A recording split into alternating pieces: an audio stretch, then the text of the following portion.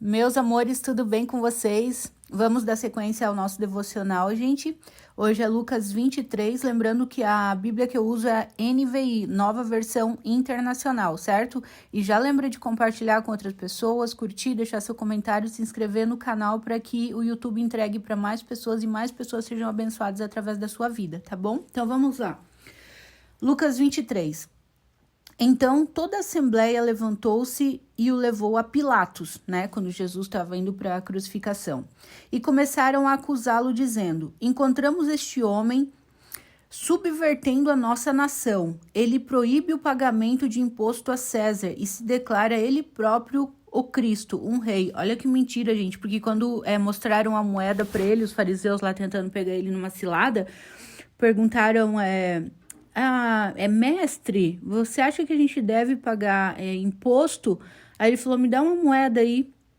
Aí tinha o rosto de César na moeda. E aí ele perguntou assim, de quem que é esse rosto aqui na moeda? Daí eles falaram, de César. Ele falou, então, dai a César o que é de César e de Deus o que é de Deus. E olha que mentira, gente, é muito nojento, sabe, o que eles fizeram, né? A religiosidade é algo asqueroso. Então... ele proíbe o pagamento de imposto a César. Olha só, calúnia e mentira. E se declara ele próprio Cristo, um rei. Pilatos perguntou a Jesus, você é o rei dos judeus? Tu dizes, respondeu Jesus. Então Pilatos disse aos chefes dos sacerdotes e à multidão, não encontro motivo para acusar esse homem. Olha, de novo, Pilatos, ele não via nada de errado em Jesus, por que querem acusar esse homem? Por causa da inveja, né? Mas eles insistiam. Ele está subvertendo o povo em toda a Judéia com os seus ensinamentos. Começou na Galiléia e chegou até aqui. Ouvindo isso, Pilatos perguntou se Jesus era galileu.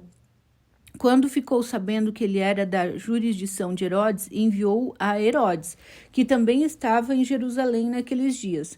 Quando Herodes viu Jesus, ficou muito alegre, porque havia muito tempo que queria vê-lo. Pelo que ouvira falar dele, esperava vê-lo realizar um milagre.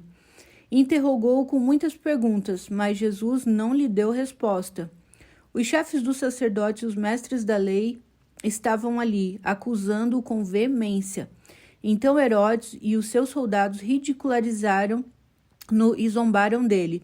Vestindo-o com um manto esplêndido, mandaram-no de volta a Pilatos. Então, assim, zoaram com ele, colocaram um manto de rei nele, assim, só para ridicularizar ainda mais o que eles já estavam fazendo com Jesus, né? E mandaram de volta a Pilatos.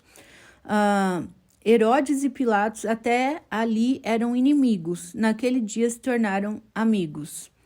Pilatos reuniu os chefes dos sacerdotes, as autoridades e o povo, dizendo-lhes: vocês me trouxeram este homem como alguém que estava incitando o povo à rebelião. Eu o examinei na presença de vocês e não achei nenhuma base para a acusação que fazem contra ele.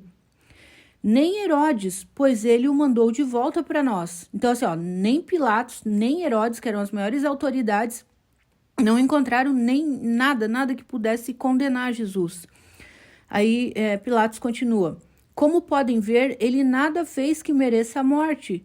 Portanto, eu o castigarei e depois o soltarei.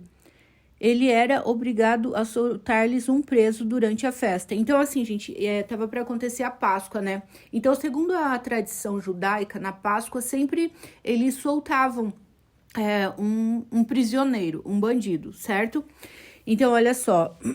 Aí, então, Pilatos falou assim, gente, eu não encontrei nada de errado em Jesus, não tem nada que eu possa, que eu encontrei nele para que ele seja digno de condenação. Então, vamos fazer o seguinte, já que vocês querem tanto, né, que eu condene ele, vamos fazer o seguinte, então. Eu vou mandar açoitar ele, né, dar umas chicotadas e depois eu solto ele, deixarei ele livre. Aí... Versículo 18, a uma só voz eles gritavam, acaba com ele, solta-nos Barrabás. Barrabás havia sido lançado na prisão por causa de uma insurreição. Insurreição significa oposição a uma ordem, rebeldia na cidade e por assassinato. Gente, olha isso. Então, lembra que na Páscoa, acabei de falar, na Páscoa, era tradição judaica sempre soltar um prisioneiro. Aí eles começaram a gritar, a multidão começaram a gritar, tipo, não, acaba com ele e solta Barrabás. Barrabás era um dos piores bandidos que tinham. Além de causar rebelião, ele era assassino, entendeu? E o povo começou a gritar para soltar Barrabás e crucificar, matar Jesus. Tudo isso o povo estava sendo influenciado por quem? Pelos líderes religiosos, pelos escribas e fariseus e mestres da lei, mestres da Bíblia, conhecedores da Bíblia. E toda a Bíblia, o Antigo Testamento inteiro, que naquela época só tinha o Antigo Testamento, né? O Novo veio depois de Jesus. O Antigo Testamento todo apontava para a vinda de Jesus. Todas as coisas se encaixavam de que ele era o Cristo, entendeu? Mas por pura inveja, eles convenceram o povo, né, de pedir a crucificação de Jesus. Versículo 20. Desejando soltar a Jesus, Pilatos dirigiu-se a ele novamente, mas eles continuaram gritando, crucifica-o, crucifica-o. Pela terceira vez ele lhes falou, mas por quê? Que crime este homem cometeu? Eu não encontrei nele nada digno de morte. Eu vou mandar castigá-lo e depois eu soltarei. Eles, porém, pediam insistentemente, com fortes gritos, que ele fosse crucificado. E a gritaria prevaleceu. Presta atenção nisso, gente. E a gritaria prevaleceu. Então Pilatos decidiu fazer a vontade deles. Libertou o homem que havia sido lançado na prisão por insurreição e assassinato, ou seja, libertou Barrabás por assassinato, aquele que eles haviam pedido, e entregou Jesus à vontade deles. Olha só isso. Eu quero que vocês prestem atenção aqui no versículo 23, na parte que fala, e a gritaria prevaleceu, então Pilatos decidiu fazer a vontade deles. Ou seja, Pilatos, ele se corrompeu para agradar o povo. Gente, ele se traiu. Presta atenção nisso, isso é muito importante. Eu falo muito sobre isso no meu livro Amor Próprio, né? Sobre você se trair, entendeu? Se trair para agradar o outro. Mas aqui foi algo gravíssimo. Pilatos sabia no íntimo dele, sabia lá no fundo do coração dele que Jesus era inocente, sabia que Jesus não tinha feito nada de errado. Ele sabia que estavam fazendo isso por pura inveja de Jesus. E aí Pilatos, ele podia ter sido firme. Não, quem manda aqui sou eu e acabou. Não vou crucificar, vou mandar açoitar ele, então e depois vou soltar. Depois ele vai ser solto, entendeu? E pronto.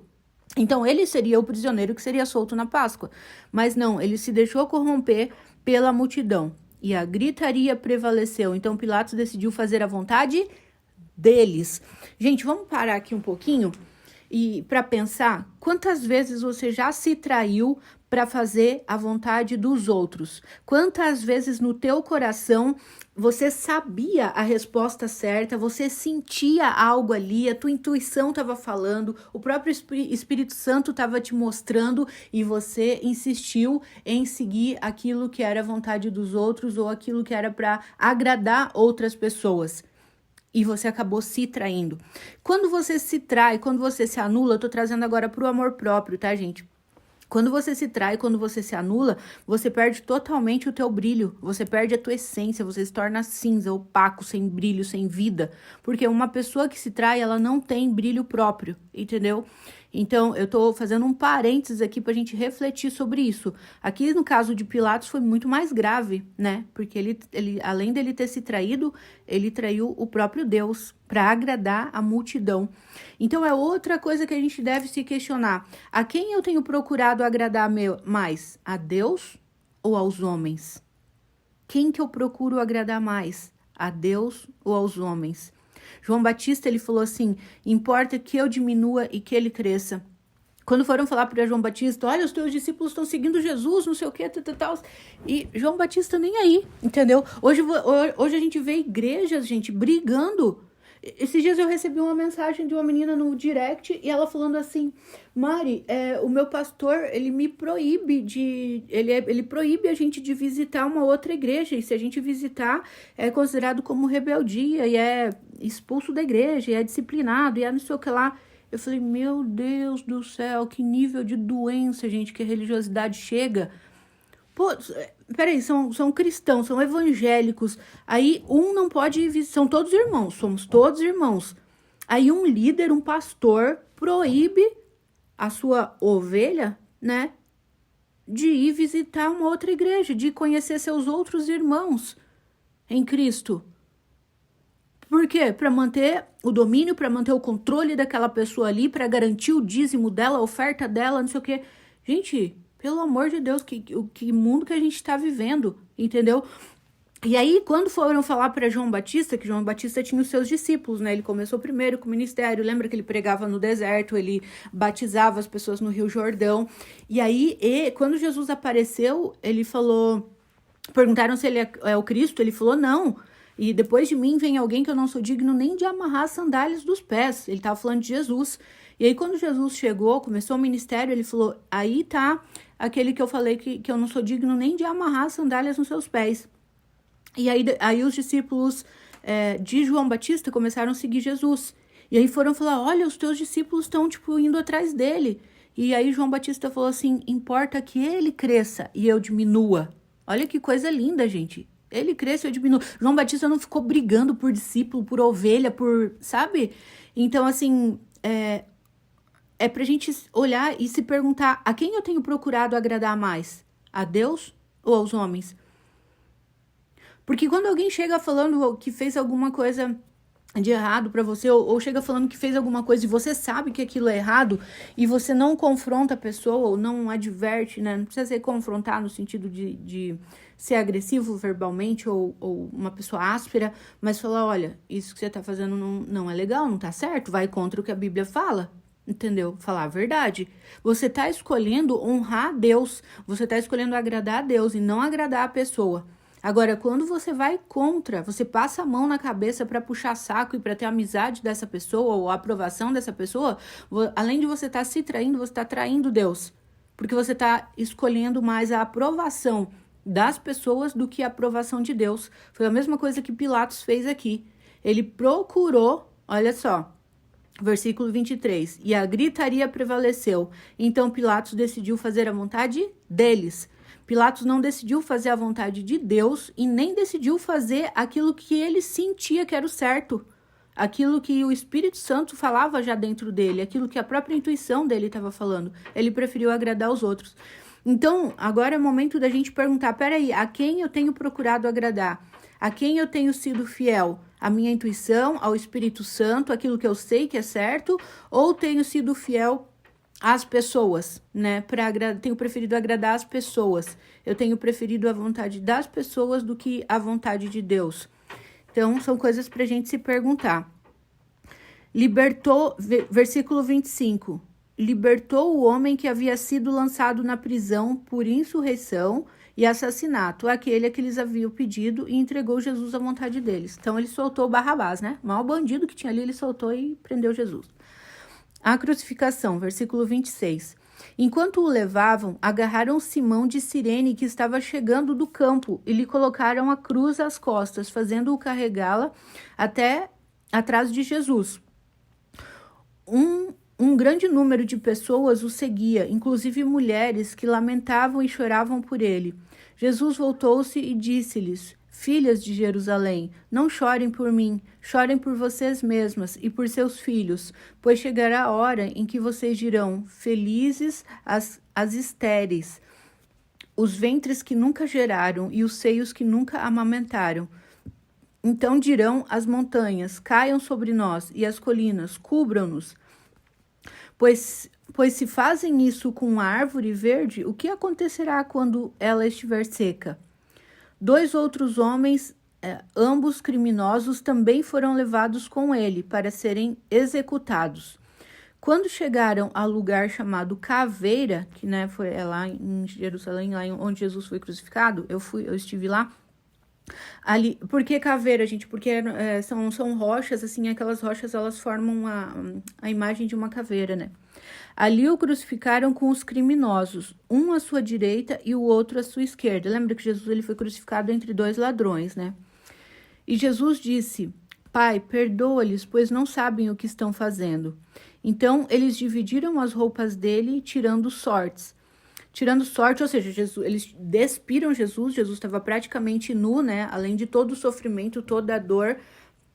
João, gente, ele fala que Jesus fez tantas coisas, foram tantas coisas que mesmo em todos os livros da Bíblia não caberia colocar tudo o que Jesus fez. Então aqui, né, tipo assim, não, tem coisas que não falam em detalhes, que nem o chicote que Jesus apanhou, né? Eles tinham ossos nas pontas de cada corda. Esses ossos, eles eram finos como uma lâmina. Então, a hora que batiam em Jesus, não sei se vocês assistiram aquele filme A Crucificação, lá de Jesus, se não assistiram, assista, porque ele é bem realista, assim. A hora que batiam em Jesus, aqueles ossos cravavam na sua pele, e a hora que eles puxavam, ia cortando até os ossos, entendeu? Então, assim, era como se fossem navalhas que estavam nas pontas das cordas dos chicotes que Jesus apanhava. Então, ele estava em carne viva ali. Em carne viva e praticamente nu, porque tiraram as roupas dele. E aí lançaram sortes no sentido, vamos sortear, vamos ver quem que fica com as roupas dele, né? Versículo 35. O povo ficou observando e as autoridades o ridicularizavam. Salvou os outros, diziam, salve-se a si mesmo, se é o Cristo de Deus, o escolhido. Então, o povo ali ficava, né, os fariseus, os hipócritas, as autoridades, gente, autoridades eram também os religiosos, né, os que conheciam a palavra. Ficavam ridicularizando ele. Você salvou os outros, então salve-se a si mesmo, você não é o Cristo, o Filho de Deus, o escolhido, não sei o quê. Mas Jesus, olha só que interessante, Jesus ele não cedeu à pressão da multidão, porque ele sabia o seu propósito, ele sabia quem era. Então, olha a diferença aqui de Pilatos e de Jesus. Pilatos cedeu à pressão da multidão. Pilatos preferiu agradar a multidão. Jesus não. Jesus, gente, se ele quisesse sair da cruz, ele saía? Lógico que sim. Ele, num piscar de olhos, ele aparecia ali embaixo vestido, sem nenhum machucadinho na pele, sem nada. Jesus ressuscitou mortos, Jesus curou cegos de nascença, paralíticos, leprosos, que não tinha cura, né, para lepra. Então, assim, olha, no piscar de olhos, Jesus descia daquela cruz e acabava com todo mundo ali, se ele quisesse. Então, eles ficaram fazendo, mais uma vez, testando Jesus. Lembra que Satanás tentou Jesus lá quando Jesus ficou os 40 dias no deserto fazendo jejum? Uma pessoa que faz jejum, quando termina o jejum, no mínimo tá azul de fome, a gente fica, né? Eu faço jejum, alguns de vocês também fazem, talvez. Então, é lógico que tudo que a gente quer, terminando o jejum, é comer. E aí, Satanás chega para ele e fala, se tu és o Filho de Deus, transforma essas pedras em pão. Jesus tinha o poder de transformar aquelas pedras em pão, de fazer o que ele quisesse. E ele respondeu com a palavra, nem só de pão viverá o homem, mas de toda a palavra que sair da boca de Deus. Então, assim, Jesus sabia a identidade dele, o diabo tentou tocar na identidade dele. Se tu és o Filho de Deus, ou tipo, será que você é filho de Deus mesmo? E quantas vezes ele faz isso com você que tá me ouvindo agora? Quantas vezes ele tenta fazer isso comigo? Será que você é mesmo filho de Deus? Será que você é amado mesmo por Deus? Será que você foi perdoado mesmo por Deus? Será que? Sempre ele vem tentando o quê? Destruir a tua identidade de filho, de filha, para que o quê? Para que você não acesse a herança que é tua por direito legal. Então ele tentou isso com o próprio Jesus. Imagina comigo e com você. Mais uma vez, Jesus é tentado aqui, né? Se você salvou todo mundo, então por que você não salva a si mesmo? Se você é o Cristo, se você é o escolhido de Deus, por que você não desce da cruz? Mas Jesus podia ter descido? Podia ter descido, mas Jesus estava se lixando com a opinião das pessoas. Por quê? Ele sabia o propósito dele. Então, ele foi até o fim fiel ao propósito dele. Ele sabia a identidade dele, ele não precisava se corromper para provar nada para ninguém. Então, quando a gente sabe o nosso propósito, podem nos desafiar, pode acontecer o que for, pode ter provações, pode tudo, a gente vai continuar firme. Quando você tem convicção do propósito de Deus na tua vida, pode vir a tentação que for, pode vir as ofertas que vierem, pode vir, as críticas que vierem, a gente vai se manter firme, porque eu sei qual que é o propósito de Deus para minha vida. Constantemente chegam coisas na minha vida, gente, constantemente chegam coisas na minha vida para me fazer desviar dos propósitos de Deus. Chegam propostas tentadoras, sabe? Propostas tentadoras. Então, assim, tudo para quê? Para que eu me desvie dos propósitos de Deus. E se eu não tiver esperta, se eu não tiver ligada, se eu não tiver conectada com Deus, né? Eu poderia cair, eu poderia, tipo, perder aquilo que tem de mais precioso, que é fazer a vontade de Deus, e me corromper, ir pelo caminho mais fácil, ir pelo caminho que me daria fama mais rapidamente, ir pelo caminho de me envolver num relacionamento que não é de Deus pra mim. Então, assim, as pessoas me questionam muito, quem me acompanha no Instagram, e eu sugiro você que não tem Instagram, cria um Instagram, mesmo que você não goste, tipo, de aparecer, você pode criar um com outro nome, tipo, Florzinha345, e não colocar foto, mas acompanha, pra estar acompanhando os conteúdos, né? Porque é onde mais eu posto conteúdos é no Instagram. Então, quando eu faço caixinha de perguntas, meu Deus, eu recebo um bombardeio de perguntas. Meu Deus, Mari, mas por que você tá sozinha? Por que você não namora? Nossa, você deve ter tantos pretendentes. Por que você não sei o que lá? Por que você ainda tá solteira? Por que não sou... Gente, eu tô solteira porque eu quero. Eu tô solteira porque se um dia eu for me envolver com alguém, eu quero um homem de Deus pra minha vida. Um homem que ame mais a Jesus do que a mim mesmo. Eu quero um homem segundo o coração de Deus, entendeu? E se não for assim, eu não quero. Então eu sei qual que é o meu propósito, eu tô firme nisso. Então aparecem pra mim pessoas famosas, pessoas que as mulheres, tipo, meu Deus, o fulano de tal, tipo, cairiam matando, dariam tudo pra ter aquele cara. E eles vêm e me mandam mensagem, me convidam pra jantar e pra não sei o que lá. E eu, não, não, não, não e não. Obrigada, sou educada, lógico, né? Sou educada, olha, obrigada, mas eu tenho compromisso. E realmente eu tenho meus compromissos, entendeu? Então, por que eu vou ceder à tentação de ir cair? Esses dias me perguntaram, Mari, é possível fugir da paixão? É possível não se apaixonar? Evitar de se apaixonar? Quando você evita um mal desde o início, sim, é possível.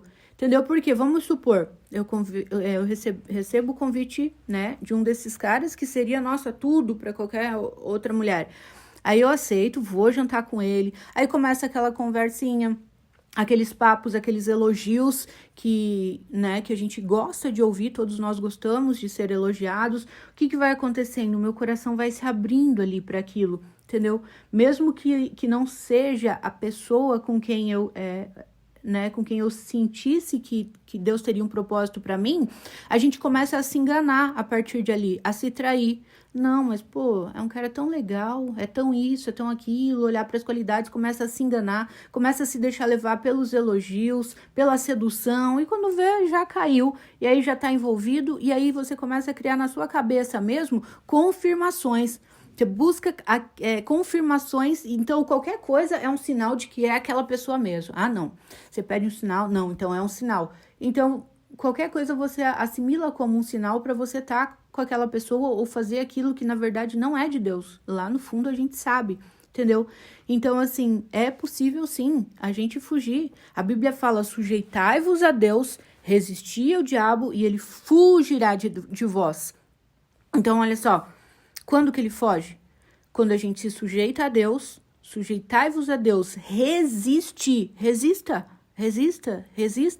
até que o inimigo vai fugir, falar, putz, com essa aí não adianta não, cara, não adianta, eu tento de tudo, ela não cai, entendeu? Então ele fugirá, mas ele só foge quando primeiro você se submete a Deus e depois você resiste, então ele foge, e aí você vê claramente, gente, é muito real isso, muito real, aconteceu agora há poucos dias comigo, disso, né, que eu tô falando de um convite e tal, e palavras e não sei o que, tudo aquilo que uma mulher gosta de ouvir, e eu firme, não, resistir, porque eu sabia que não era a pessoa de Deus pra mim, né, não era, não tinha as características que eu tinha falado pra Deus, aí, tipo, foi eu resistir, até a pessoa, tipo, meio que desanimar, assim, e aí mostrou quem realmente era. E apareceram coisas, né? Não que a pessoa me fez alguma coisa, mas comportamentos dela que vieram, né? Desse cara, no caso, que vieram a confirmar que realmente, tipo, não era de Deus, assim, ficou escancarado. Porque a Bíblia fala o quê? Que o diabo, ele se disfarça de anjo de luz. Gente, é muito sério isso, tá escrito na Bíblia. Que Satanás se disfarça de anjo de luz. E Lúcifer significa anjo de luz, né? O nome de Satanás é Lúcifer, anjo de luz.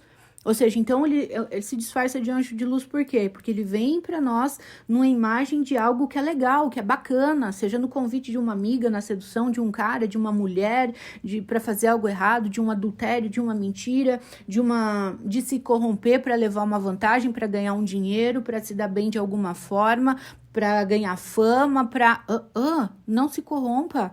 Deixa Deus te honrar. Sabe? Deixa Deus te honrar. E quando a gente espera em Deus, às vezes parece que não está acontecendo nada. Mas Deus está fazendo, Deus está olhando a tua fidelidade. E Ele vai te honrar. Ele vai te honrar. A palavra de Deus diz que no lugar da tua vergonha, Deus te dará dupla honra. Entendeu? Então, seja firme, seja como Jesus. Jesus não se corrompeu ali, tipo assim, se tu é o filho de Deus, desce daí, não sei o quê. Jesus podia, então tá, vou provar pros outros. Jesus, ele sabia quem ele era. E quando você sabe quem você é em Deus, você não tem necessidade de provar nada para ninguém. Entendeu? Pode falar o que for, podem te desafiar, mas você é boba mesmo, né? Tá todo mundo curtindo, todo mundo fazendo, todo mundo não sei o quê. Mas eu não sou todo mundo, entende? O certo é certo, mesmo que ninguém esteja fazendo. E o errado é errado, mesmo que todo mundo esteja fazendo. Eu sei o que Deus quer para mim, eu sei o que Deus tem para mim e eu sei o que eu quero para mim. Então, não interessa se tá todo mundo, Mari, para de ser boba, vai curtir, vai não sei o quê. Eu não vou perder aquilo que Deus tem pra mim por causa de minutos de curtida, entendeu? De curtir, como as pessoas falam. Essa sou eu, tá, gente? Então, isso eu aprendi no meu relacionamento com Deus, na intimidade com Ele. Porque nada se compara a você tá na presença dEle, você viver um relacionamento de intimidade com Ele. E eu não vou trocar isso por coisas momentâneas, por prazeres momentâneos. Eu quero o eterno, eu não quero prazeres momentâneos, né? Eu quero aquilo que Deus tem para mim. Continuando.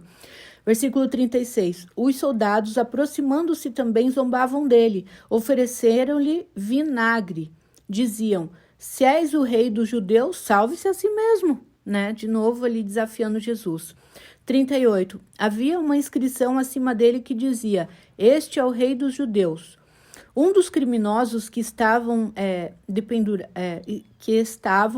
dependurados lançava-lhe insultos. Você não é o Cristo? Salve-se a si mesmo e a nós. Então Jesus ele foi crucificado entre dois bandidos, né? Entre dois bandidos. Um deles falava assim, lançava insultos, então com certeza falava palavrões, palavras feias, que não tá descrito aqui na Bíblia, mas está escrito lançava-lhes insultos. Então são palavrões, são palavras de baixo calão. E também falava, você não é o Cristo? Então salva-se a si mesmo e salve nós também, se você é o Cristo. Mas o outro criminoso, olha, versículo 40, mas o outro criminoso o repreendeu dizendo, você não teme a Deus nem estando sob a mesma sentença? Nós estamos sendo punidos com justiça, porque estamos recebendo o que os nossos atos merecem, mas este homem não cometeu nenhum mal. Então ele disse, Jesus, lembra-te de mim quando entrares no teu reino? Jesus lhe respondeu, eu garanto, hoje você estará comigo no paraíso. Olha que lindo, gente. Olha a diferença do comportamento desses dois criminosos. Um deles insultando Jesus e outro falou, ei, você não tem temor a Deus, cara, nem num momento como esse. Nós dois estamos aqui porque a gente merece estar aqui. Nós cometemos crime, nós estamos sendo punidos por aquilo que nós fizemos. Agora, Jesus, ele não fez nada de errado, ele é inocente, entendeu? Então, eu falei disso esses dias num vídeo meu no YouTube, no meu outro canal, né, no Marinalva Calegário, que eu falo do livro Esmagados, que é do T.D. Jakes, que ele fala a diferença de você ser punido e de você ser podado, e ele traz exatamente esse exemplo aqui de Jesus e dos dois bandidos. Então, às vezes tem coisas que acontecem na nossa vida que parece que a gente... Desculpa, gente, deixa eu tomar uma aguinha. Que parece que a gente tá sendo punido. Meu Deus, mas parece que nunca vai acontecer, parece que comigo nunca vai dar certo, parece que demora. Ou sabe, coisas que a gente passa que parecem injustiça, tudo... E aí você não entende por que você está passando por aquilo, você não entende por que está demorando tanto a tua resposta, você não entende algumas coisas e você acha que está sendo punido por Deus. E não, se você está em Deus e você vive uma vida de obediência em Deus, você não está sendo punido, você está sendo podado. Porque Jesus fala assim, que ele é a videira e nós somos os ramos, que todo ramo que tá na videira, né, ele dá bons frutos, e quando você dá bons frutos, Deus vem e nos poda para quê? Para que a gente possa dar frutos melhores ainda. Então, uma árvore, o que acontece com uma árvore? Uma árvore que não dá fruto, ela é cortada e lançada no fogo, lançada fora, certo? Agora, uma árvore que dá fruto, ela é podada, para que ela dê mais frutos. Ela precisa, se você conhece um pouco de agricultura, você vai entender, senão você pode procurar no Google como que funciona, né? E então ela é podada porque ela tem que dar mais frutos. Ser podado dói? Claro que dói, gente. É ser cortado, ser podado, você não tá entendendo. E eu achei muito interessante porque nesse livro que se chama Esmagado, o T.D. Jakes estava passando assim por um esmagamento de Deus, mas ele fala que se a gente não é esmagado, a uva ela tem que ser esmagada para produzir um bom vinho, né? O vinho na Bíblia representa a alegria, como o óleo representa a unção, certo? Não. O vinho de alegria, a alegria da presença de Deus, tá, gente? Não de se embriagar, entendeu? Porque as pessoas perguntam, Mari, beber é pecado? A Bíblia não fala que beber é pecado, fala que se embriagar é pecado, entendeu? Se embriagar é o quê? É você ficar tonto, é você perder a consciência, você abre portais no mundo espiritual para o inimigo entrar e agir. Então, tipo, você tomar uma tacinha de vinho, de champanhe, não tem nenhum relato na Bíblia, nenhum versículo que fala que isso é pecado. Agora, se embriagar é. No entanto, se você é uma pessoa que tem problema, ou que já teve problema com bebida alcoólica, nem chegue perto, evite. Por que você vai correr o risco de cair na tentação de voltar naquilo que Deus já te libertou, que Deus já te livrou? Seria a mesma coisa, né? Como a Bíblia dá exemplo de um porco que volta para a lama, entendeu? Você já tá limpo, você já foi purificado, já foi perdoado por Jesus, já tá tudo, aí é igual, aí volta lá a se envolver tudo na lama de novo, e talvez nunca mais saia. Então, se é uma pessoa que tem problema com alcoolismo, que já teve problema, gente, eu recomendo não chegue nem perto da bebida, certo? Então, o T.D. Jakes, voltando ali, ele fala que a uva, ela precisa ser esmagada, ser prensada para produzir o quê? O melhor vinho. A azeitona, ela precisa ser prensada, e se você vai a Israel, você vai ver a prensa de azeite da qual Jesus falava. Tem várias prensas lá, meu, é um negócio muito grande, redondo, assim, tipo de cimento, sabe? São aquelas pedras lá de Jerusalém, duas muito grandes assim, e as azeitonas eram colocadas ali, elas eram prensadas, espremidas, esmagadas, para quê? Para produzir o melhor azeite, né? Então, assim, Deus, às vezes, ele permite que nós sejamos esmagados para nós produzirmos o melhor que existe em nós. E esse processo de ser esmagado, ele dói, gente. Então o T.D. Jakes, ele fala nesse livro, ele fala a diferença de você ser enterrado e você ser plantado. A semente, quando tá embaixo da terra, ela tipo, tá tudo escuro, tá tudo... Não vejo nada, tô na escuridão aqui, tô sozinho, tá frio. Ainda às vezes jogam esterco em cima, né? Que é o adubo ali para que a árvore cresça com mais força. E o adubo, ele cheira mal. Geralmente ele é excremento de animais, né? Então, assim, tá debaixo da terra, tá sozinho, tá no escuro, tá sentindo aquele cheiro horrível. Eu tô sendo castigado, tô sendo punido. E ele fala a diferença de ser enterrado. Enterrado é tipo, se foi enterrado, acabou, game over. E a diferença de ser plantado, entendeu? O plantado tá doendo, tá no escuro, tá sozinho, tá aquele cheiro fétido, mas dali a pouco você vai brotar e vai começar a dar frutos. Ele fala a diferença de você ser podado e você ser punido. Então, esses dois ladrões que estavam sendo crucificados ao lado de Jesus, eles estavam sendo o quê? Punidos. Jesus estava sendo podado. Para quê? Para ele dar mais frutos. Porque ele mesmo falou, se o grão de trigo cair na terra, não morrer, ele fica só. Mas quando ele morre, ele produz muitos frutos.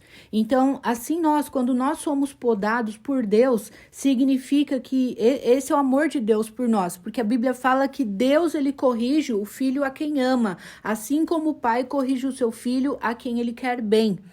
Entende? Então, assim, Deus permite essas podas para quê? Para que a gente venha, para que ele consiga extrair o melhor de nós, para que a gente consiga desenvolver o nosso melhor potencial.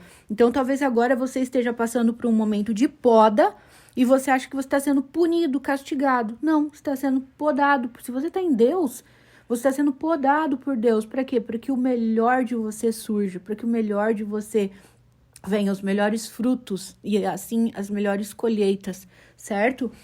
Então, continuando, a morte de Jesus, versículo 44. Já era quase meio-dia e trevas cobriam toda a terra até as 3 horas da tarde. O sol deixara de brilhar. Gente, olha só, então, no momento da crucificação lá de Jesus, o que aconteceu? Do meio-dia às 3 horas, houve trevas, houve terremotos. Aqui não tá falando, mas nos outros livros falam dos terremotos. Houve terremoto ali na hora, a terra toda estremeceu e o sol desapareceu. Houve trevas, não é que ficou, tipo, nublado, não é que ficou nublado, trevas, tudo escuro, entendeu? Lembrando que naquela época não tinha poste, não tinha eletricidade, não tinha nada disso, tá, gente? Então, houve trevas mesmo, do meio-dia até as 3 da tarde. Olha só, o sol deixara de brilhar. Agora, essa parte aqui, gente, é uma das coisas mais lindas que tem na Bíblia. E o véu do santuário rasgou-se ao meio. Eu já vou voltar aqui para explicar para vocês o que significa. E o véu do santuário rasgou-se ao meio. Essa palavra mexe com o meu coração, porque por essa palavra a gente passou a ter acesso direto a Deus, sabe? Versículo 46. Jesus bradou em alta voz: Pai, nas tuas mãos entrego o meu espírito. Tendo dito isso, expirou. Ou seja, morreu. Nas tuas mãos eu entrego o meu espírito. Tipo, tá consumado. O centurião, versículo 24. Centurião é chefe de 100, tá, gente? Do exército lá. O centurião, vendo o que havia acontecido, louvou a Deus, dizendo: certamente este homem era justo. E todo o povo que se havia juntado para presenciar o que estava acontecendo, ao ver isso, começou a bater no peito e afastar-se. Mas todos os que o conheciam, inclusive as mulheres que o haviam seguido desde a Galiléia, ficaram longe, observando essas coisas. Eu quero voltar aqui onde eu falei para vocês, né? Que depois que o sol deixou de brilhar, houve trevas. Fala assim, na metade do versículo 45. E o véu do santuário rasgou-se ao meio. E tem outra parte, gente, porque Mateus, Marcos, Lucas e João, você vai ver, tipo assim, mas Mari, parece que se repete a história, parece quase tudo igual. É claro, gente, porque tanto Mateus, Marcos, Lucas e João, os discípulos de Jesus, todos eles escreveram, né, cada um escreveu um livro sobre o que aconteceu, né, sobre o tempo de Jesus aqui na Terra. Então, por exemplo, eu, você e a fulaninha e a outra, não sei o que, vão escrever sobre o mesmo fato. Não vai sair, o meu livro não vai sair exatamente igualzinho o teu, mas vai ter muitas coisas completamente iguais, porque foi aquilo que aconteceu, mas cada uma vai escrever do seu jeito, certo?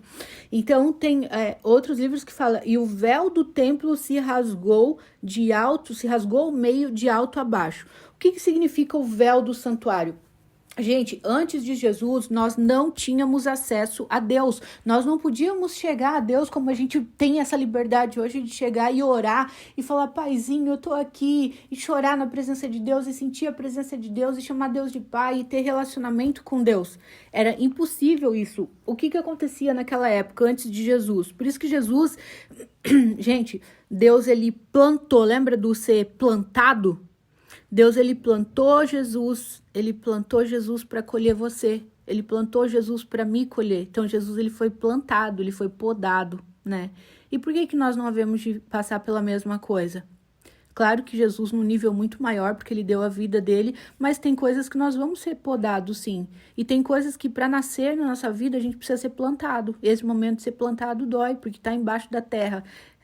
É um exemplo, uma metáfora, né? Tá ali no escuro, ou seja, escuro quer dizer, não é que é escuridão de verdade, é no sentido, eu não tô vendo, Deus, o que o Senhor tá fazendo. Parece que o Senhor não tá fazendo nada, parece que nada tá acontecendo na minha vida, parece que todos os dias são iguais, eu não vejo mais nem sentido de sair da cama.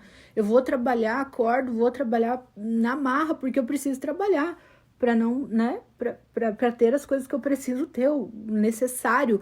Mas eu não vejo mais sentido, porque parece que nada está acontecendo. Ou você tem promessas de Deus. Todos nós temos, né, gente? Todos nós temos mais de 7.000 promessas que estão na Bíblia aqui, que é de Deus para nós. Parece que essas promessas nunca vão acontecer. Deus está trabalhando. Então, esse é o momento da escuridão, esse é o momento que você acha que não está acontecendo nada, esse é o momento em que você foi plantado e daqui a pouco você vai surgir sobre a terra, entendeu? E aí você vai ver a luz e aí você vai crescer e dar frutos, aí você vai entender. Mas na hora que a gente tá passando, a gente às vezes não entende mesmo, por isso que a gente não deve murmurar e reclamar.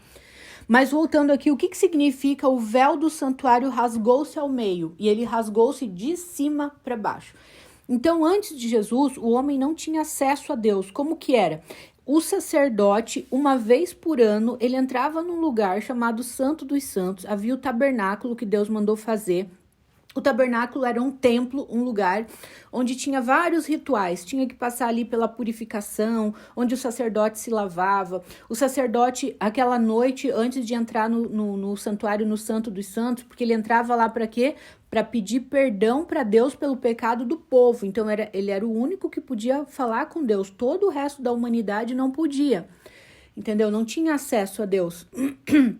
Então eles tinham que matar um cordeiro puro, sem defeito nenhum, não podia ter uma manchinha, não podia ter nenhum defeitinho, não podia ser manco, não podia, nada, tinha que ser um cordeiro perfeito que tinha que ser morto, o pecado ele tinha que ser pago com sangue, tinha que ser derramado o sangue de um inocente sem defeito para pedir perdão pelo pecado do povo. Então por isso que Jesus é chamado de o Cordeiro de Deus que tira o pecado do mundo. Porque ele foi o cordeiro humano sem defeito nenhum, sem nenhum pecado, inocente, que derramou o sangue dele e deu a própria vida para que nós nos tornássemos filho de Deus.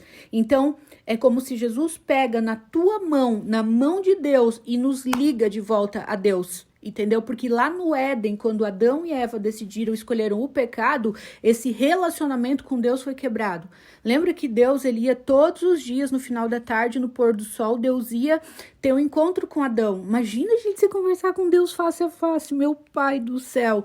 Todo dia Deus ia na virada do dia, né, conversar. E aí, Adão, como é que foi? E aí, como é que foi? Você deu nome para os animais? Como que você chamou aquilo ali? Ah, aquele ali eu chamei de macaco. E aquela ali? Ah, aquela ali é a vaca.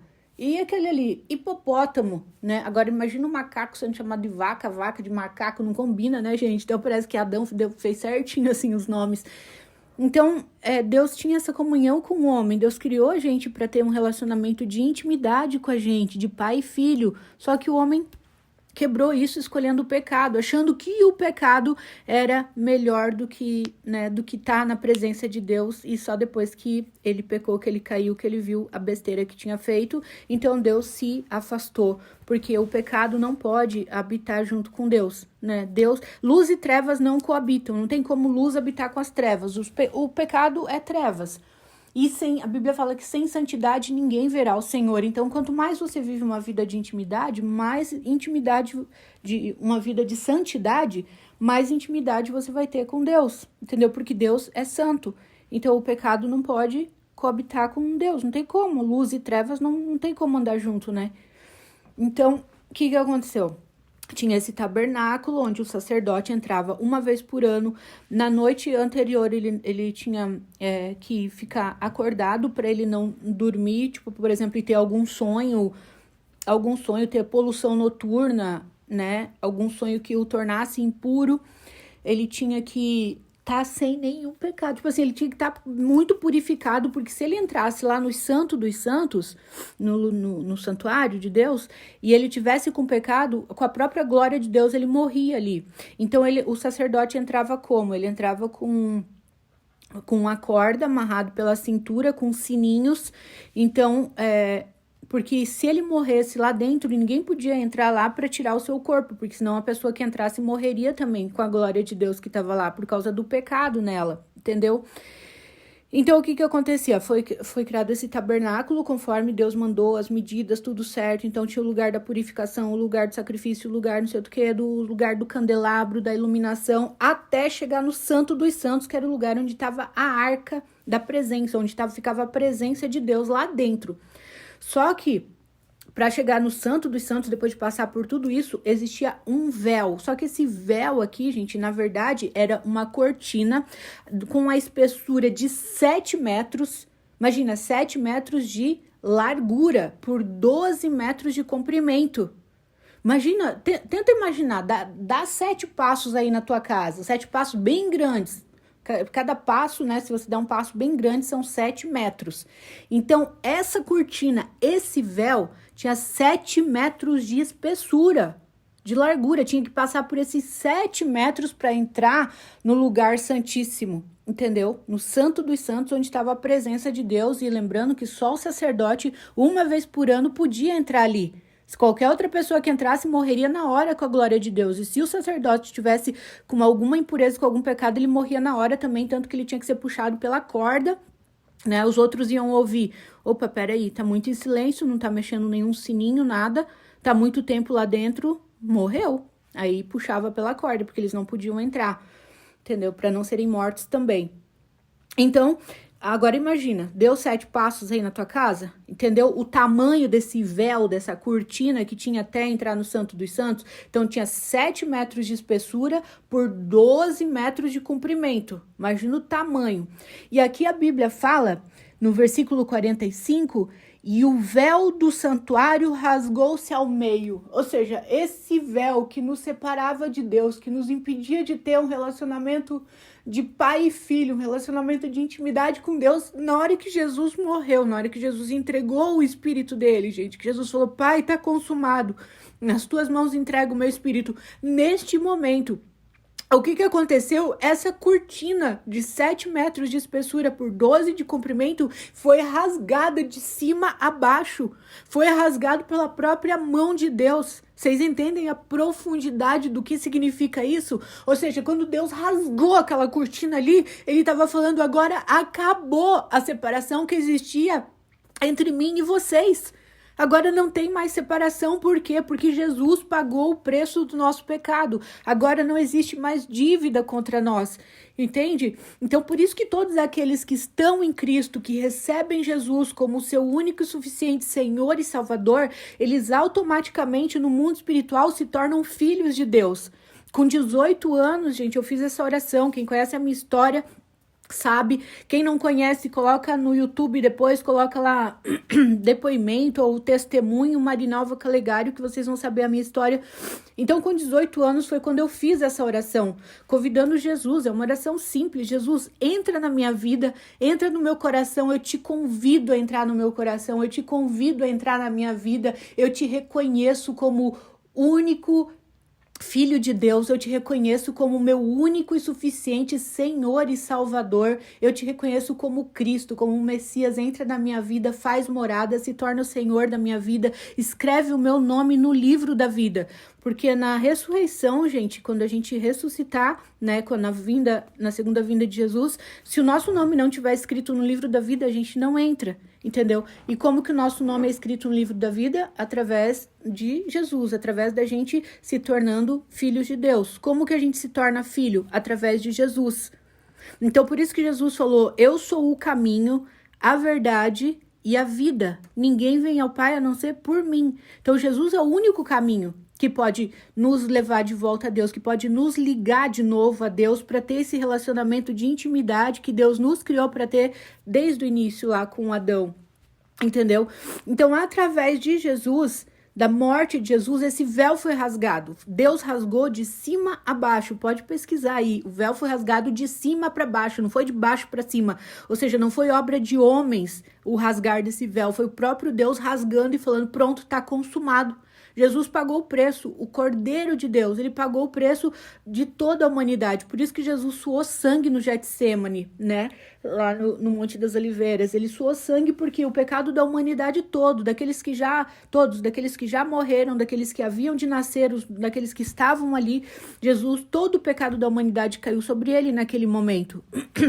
Então a Bíblia fala assim, e todos os que o receberam, aos que creram no seu nome, deu-lhes o poder de se tornarem filhos de Deus. Olha que coisa mais linda, gente. Todos os que o receberam, todos os que creram no seu nome, deu-lhes o poder de se tornarem filhos de Deus. Maria, aqueles que morreram antes de Jesus vir, Jesus desceu, Jesus foi até o inferno, Jesus pegou a chave do inferno. Então o diabo não tem nem a chave da casa dele. Pegou a chave do inferno e Jesus foi pregar para aqueles que já tinham ido também. Então, todos temos a oportunidade, entende? De ter Jesus como nosso Senhor. Então, aqueles que o receberam, aqueles que creram no seu nome, foi-lhes dado o poder de se tornarem filhos de Deus. O poder, gente, de se tornar filho. Quando você se torna filho, você se torna o quê? Herdeiro. Herdeiro de Deus, a Bíblia fala, e co-herdeiro com Cristo. Co-herdeiro significa o quê? Na mesma medida. Ou seja, caramba, eu sou herdeira, eu, Marinalva Calegário. Com tantas coisas, meu Deus do céu, tipo assim, se fosse por mim, jamais eu teria capacidade alguma, né? Mérito nenhum. Mas por causa de Jesus, que pagou o preço do meu pecado, de todos os meus pecados, eu me torno herdeira, filha de Deus, e herdeira junto com ele, na mesma medida que Jesus. Que amor é esse, gente? Que amor é esse, se a gente parar pra pensar, sabe? E, meu, ele pagou um preço que, sabe, não tem explicação. E outra, nós nos tornamos filhos. A Bíblia fala que Deus nos adotou como filhos. E olha que legal. O que eu descobri recentemente, eu não sei se eu compartilhei aqui com vocês ou não, mas olha só, segundo a lei, naquela época, um filho biológico, ele podia ser deserdado, né?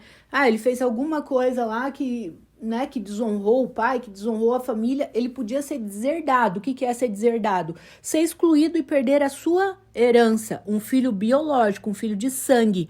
Agora, segundo a lei, a tradição judaica, quando aconteceu isso, que Deus nos recebeu como filhos, nos adotou como filhos, através de Jesus nós nos tornamos filhos, um filho adotivo, ele não pode pela lei ser deserdado.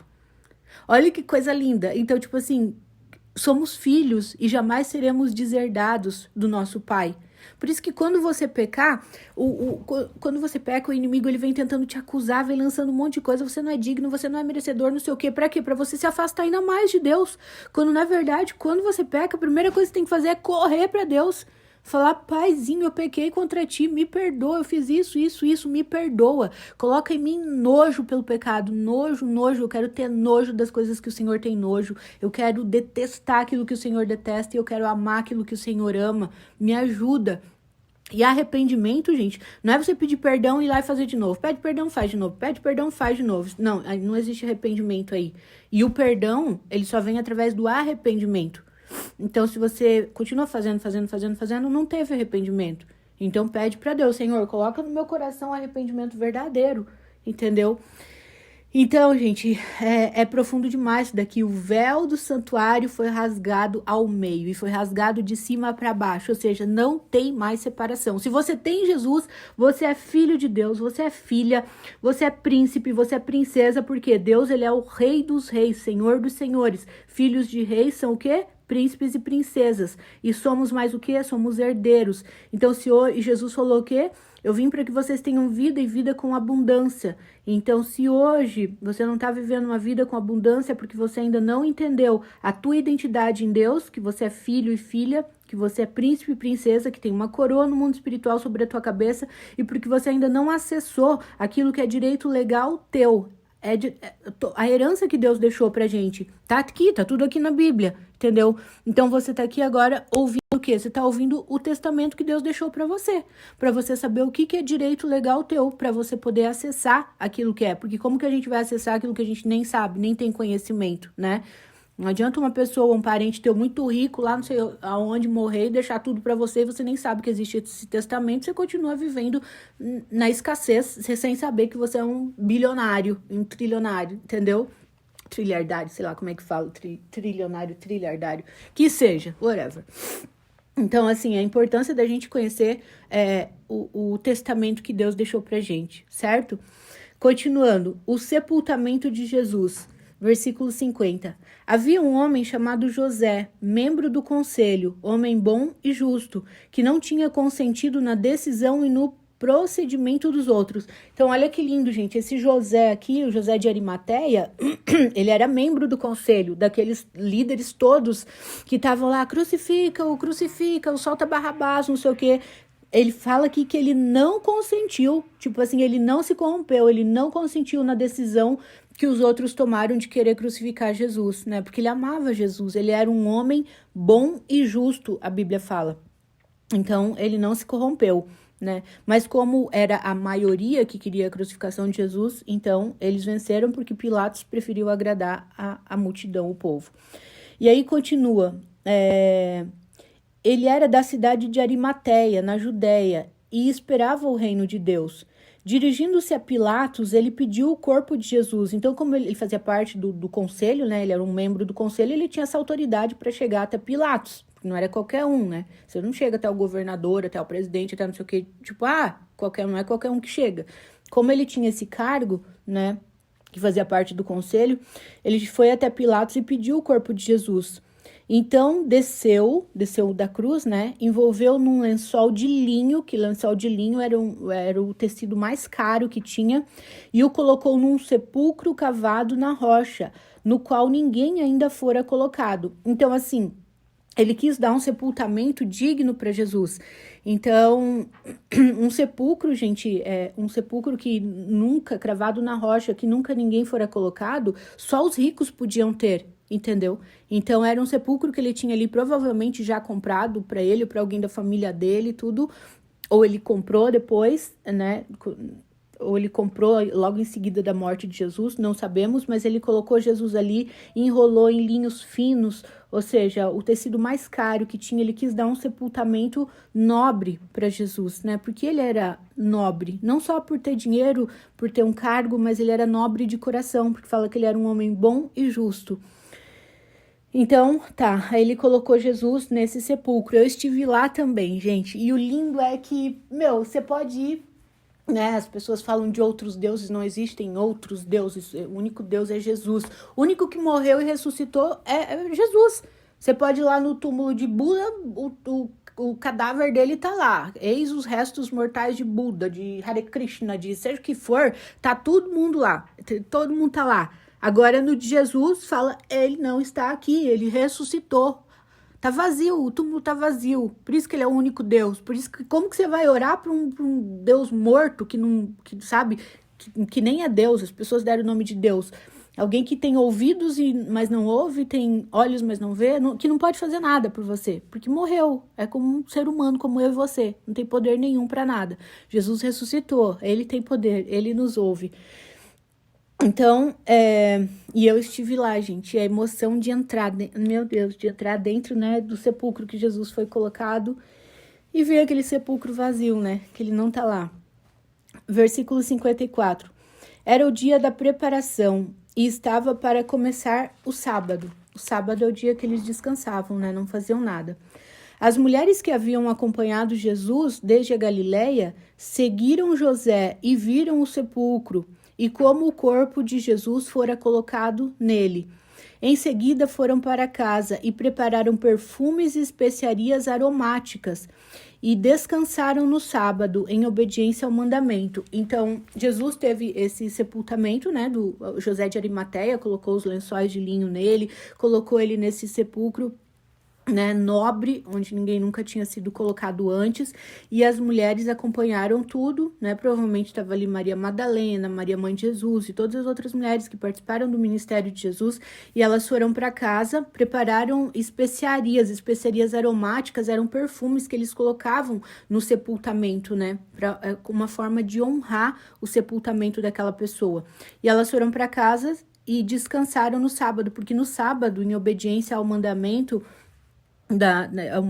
da cultura judaica na época, né? Elas não podiam fazer nada no sábado, então elas tiveram que esperar o sábado até o pôr do sol, né? Para depois ou até o amanhecer, para depois poderem fazer alguma coisa. Então elas descansaram no sábado em obediência ao mandamento. E termina aqui o versículo 23, e depois nós continuamos no versículo 24, que é o último versículo de Lucas, gente. Depois nós vamos para João, e João é lindo, assim. Vocês vão ver que Mateus, Marcos e Lucas são muito parecidos, né? Eles escrevem de uma forma muito parecida. João, ele já escreve de uma outra forma, tudo que aconteceu com Jesus, mas o jeito que ele coloca as palavras é muito lindo, assim, é um dos meus evangelhos favoritos, é o de João, que nós vamos começar logo, logo, se Deus quiser. Certo, gente? Vamos orar, então. A gente encerrar o devocional de hoje. Deixa eu tomar mais uma aguinha.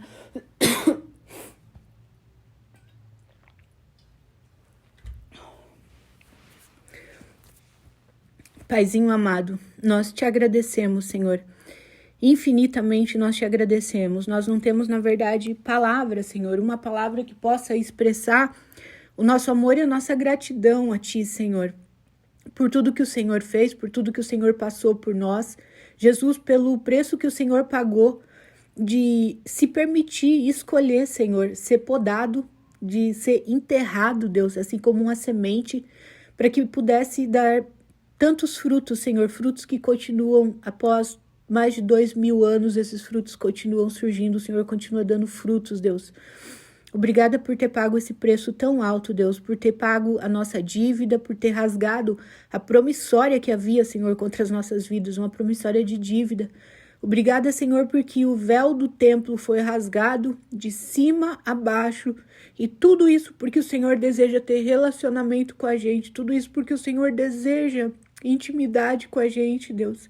E quantas vezes nos nossos afazeres, no nosso dia a dia, a gente está tão ocupado, Deus, passamos horas numa Netflix, no Instagram, em redes sociais, vendo tantas coisas que não edificam, correndo atrás de coisas que do mundo mesmo, Pai, sabe, ocupados com tantas coisas, com a nossa mente barulhenta, e deixamos a melhor parte, como o Senhor falou sobre Marta e Maria, que Maria escolheu a melhor parte quando ela sentou ali aos teus pés e ficou só escutando o Senhor.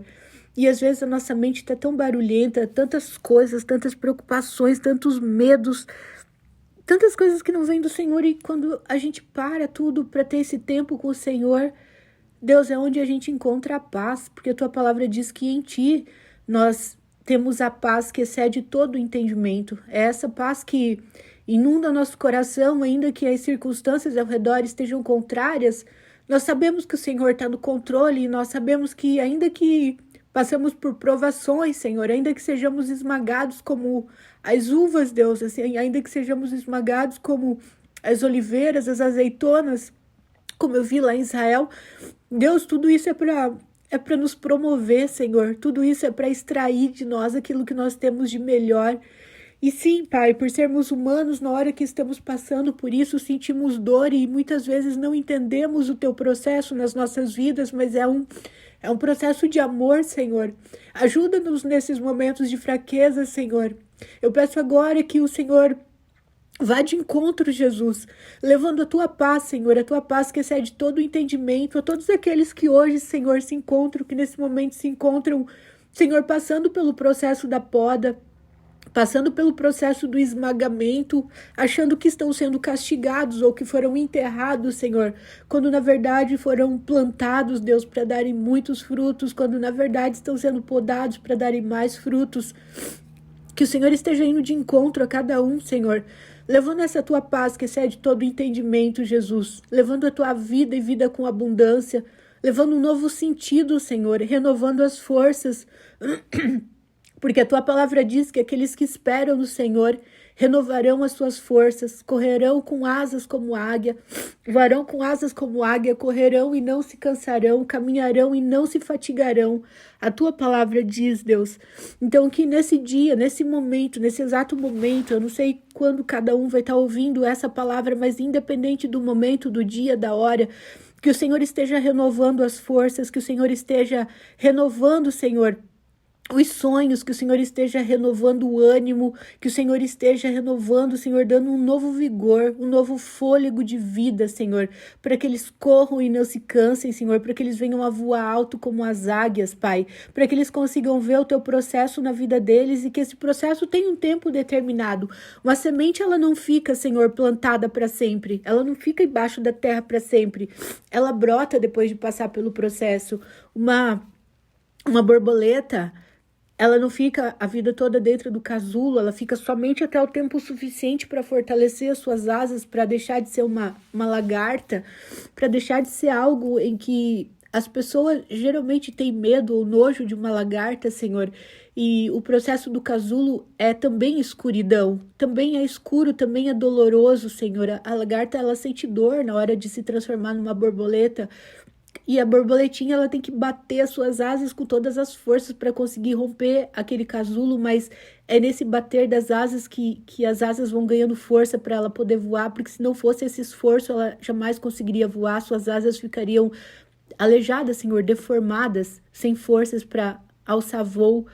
Senhor, assim também, quando somos podados, Senhor, dói, Senhor, mas nós queremos ter o entendimento de que a visão clara de que é o Senhor que está trabalhando em nós para extrair de nós aquilo que nós temos de melhor, para extrair o vinho novo que representa a tua alegria, Senhor, porque a tua palavra diz que até a tristeza salta de alegria diante do Senhor, para extrair de nós o melhor azeite, Senhor, que é a tua unção, a tua presença, para extrair de nós o melhor voo, Senhor, aquele voo lindo e que vamos nos sentir leves, Senhor, livres, Pai.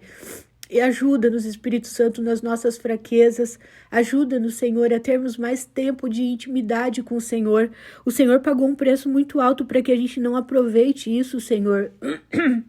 O Senhor pagou um preço muito alto para que a gente desperdice o nosso tempo com coisas, Senhor, tão fúteis, tão banais, com coisas que trazem prazeres momentâneos, mas que não agregam valor. Paizinho, ajuda-nos, Deus, assim como você, Jesus, que não deixou se corromper pela opinião das pessoas em momento algum, Deus, nos ajude a sermos assim também. Assim como João Batista que falou, importa que ele diminua, importa que ele cresça e eu diminua, que assim seja a nossa intenção, Senhor, que em tudo que a gente fizer, a gente venha querer, Senhor, desejar e fazer tudo para que o teu nome cresça e que o nosso diminua, Deus, que a gente não precisa aparecer, quem precisa aparecer é o Senhor. Ajuda-nos a honrarmos ao Senhor em tudo, naquilo que ninguém vê, no nosso secreto, Deus, aquilo que só no nosso íntimo nós sabemos. Ajuda-nos a renunciarmos aquilo que é preciso renunciar para que nós tenhamos ainda mais e mais da Tua presença. Ajuda-nos, Senhor, a viver uma vida de santidade, porque a Tua palavra diz que sem santidade ninguém verá o Senhor. Não podemos ter intimidade contigo sem santidade, Senhor. Não porque o Senhor não quer ter intimidade conosco, não porque o Senhor não quer estar com a gente, porque o Senhor é luz e os pecados são trevas e não tem como a luz habitar junto com as trevas, Deus. Então nos ajude a andar, a trilhar os caminhos da luz, os caminhos da justiça, Senhor, a termos mãos limpas e um coração puro, porque a Tua palavra diz que quem entrará, Senhor, no Teu reino, e o Senhor fala, aquele que tem as mãos limpas e um coração puro. Então dá-nos mãos limpas e um coração puro. Nesse dia, nesse momento, eu peço que o Senhor venha e troque as nossas vestes, Deus. Se as nossas vestes estão sujas, Senhor, se há algo em nós que desagrada o Senhor, Deus, venha nos purificando, venha nos limpando, porque o sangue de Jesus foi derramado para isso, para que nós fôssemos limpos, purificados no Senhor. Ajuda-nos, Deus, na nossa humanidade, ajuda-nos nas nossas fraquezas, Senhor. Ajuda-nos nos nossos pensamentos, Deus. Ajuda-nos a sermos fortes, como a Tua palavra diz, a resistir o diabo, a se sujeitar ao Senhor, resistir o diabo e ele fugirá de nós, como diz a Tua palavra. Ajuda-nos, Senhor, nas nossas fraquezas. Aumenta a nossa fé, Deus. Ajuda-nos a crer em Ti. Ajuda-nos, dá-nos fome e sede da Tua presença, Senhor, que a gente venha ter saudades do Senhor, ter desejo de ter esse momento no nosso quarto, só nós e o Senhor. Essa intimidade, Senhor, que o Senhor pagou um preço tão alto para que nós tivéssemos, não existe mais nenhum véu nos separando, Deus. Nós aqui às vezes nos afastamos de Ti ou pecamos, Deus. Mas o Senhor mesmo assim não nos acusa, o Senhor nos perdoa, nos limpa, nos purifica, Deus, e sempre nos traz para perto de Ti. Pai, que a Tua paz, que excede todo o entendimento, venha ser derramado em cada coração que está ouvindo esta oração agora. Senhor, que eles venham viver uma vida de abundância, Senhor, em Ti, Senhor, sabendo a sua verdadeira identidade. Não deixa o inimigo, Deus, roubar a identidade deles. Não deixa o inimigo, Deus, colocar crenças de não merecimento, crenças de incapacidade. O Senhor conhece profundamente o coração de cada pessoa que está ouvindo essa oração agora. E o Senhor sabe onde estão as feridas, onde estão as dores, Deus, aonde estão as barreiras, os bloqueios, E o Senhor é o único que pode ir lá, Senhor, no profundo, no oculto, no escondido, Deus, e curar, e arrancar, e quebrar as cadeias, quebrar os grilhões, e tirar pessoas dos calabouços, Deus, e trazer para a vida aqueles que não veem mais sentido na vida, Deus. Tu és a vida, Jesus. O Senhor falou: eu sou o caminho, a verdade e a vida. Ninguém vem ao Pai senão por mim. Deus, o Senhor é a vida. Então venha trazendo vida, Senhor, venha trazendo alegria, venha abrindo os olhos, venha arrancando, Senhor, a venda dos olhos, venha tirando toda a escama dos olhos para que possamos ver o Senhor, possamos ver os teus planos para nós, Senhor. Quão lindos são os teus planos e os teus projetos para nós. A tua palavra diz que o Senhor não é homem para que minta e nem filho do homem para que se arrependa. E a tua palavra diz, Senhor, que quando o Senhor fala assim: eu é que sei os pensamentos que tenho sobre vós, diz o Senhor, pensamentos de paz e não de mal, para vos dar um futuro próspero, para vos dar o fim que desejais. Deus, o Senhor pensa sobre nós, o Senhor pensa no nosso futuro. Ainda que não tenhamos tido pais biológicos que pensassem no nosso futuro, muitos aqui que estão ouvindo essa oração agora não tiveram, Senhor. Muitos não conhecem seus pais, nem sabem quem é o seu pai.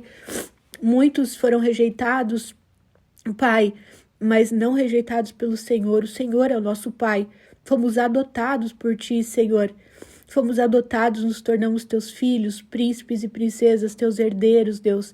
E nós acessamos, Pai, tudo aquilo que é direito legal nosso. Senhor, que o Senhor venha trazer revelação cada dia mais e mais da Tua palavra e nos chamar para um nível mais profundo de intimidade. Eu sinto o Senhor nos chamando para um nível mais profundo de intimidade, Deus. Ajuda-nos a não ficarmos distraídos com as coisas desse mundo, Pai, com as coisas fúteis e momentâneas, mas buscar a Tua presença, Senhor, porque a Tua palavra diz: buscar-me-eis e me achareis quando me buscardes de todo o vosso coração. E a Tua palavra também diz: clama a mim e responder-te-ei e anunciar-te-ei coisas grandes e ocultas que não sabes.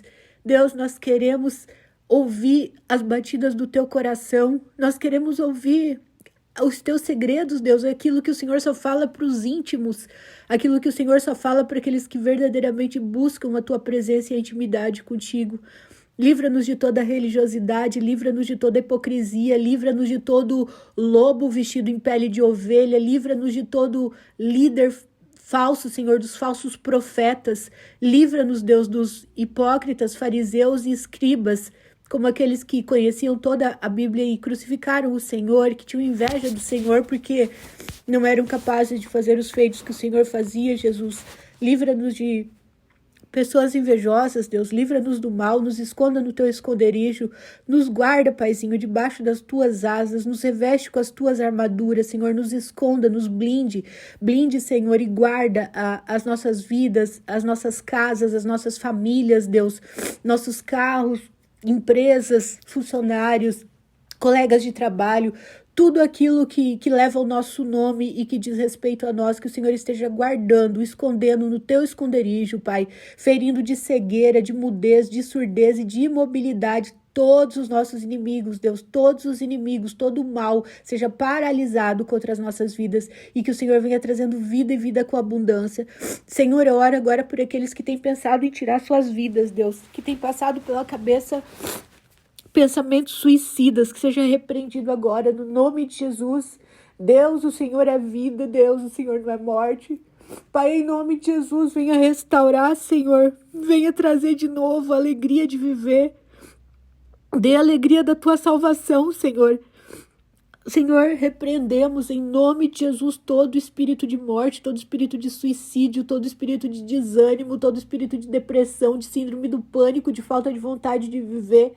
Senhor, venha trazendo vida e vida com abundância, Jesus, porque foi para isso que o Senhor morreu.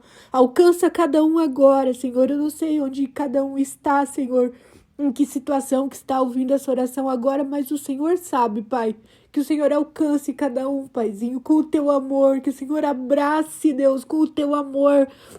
O Teu amor que traz paz, o Teu amor que traz leveza, o teu amor que traz conforto, o Teu amor que traz esperança, o Teu amor que traz nova visão, Senhor, o Teu amor que traz novas perspectivas de vida, Senhor, o Teu amor, Senhor. A Tua palavra diz que o perfeito amor lança fora todo medo, Deus. O Senhor é o perfeito amor. O Senhor é aquele que sente o perfeito amor por nós.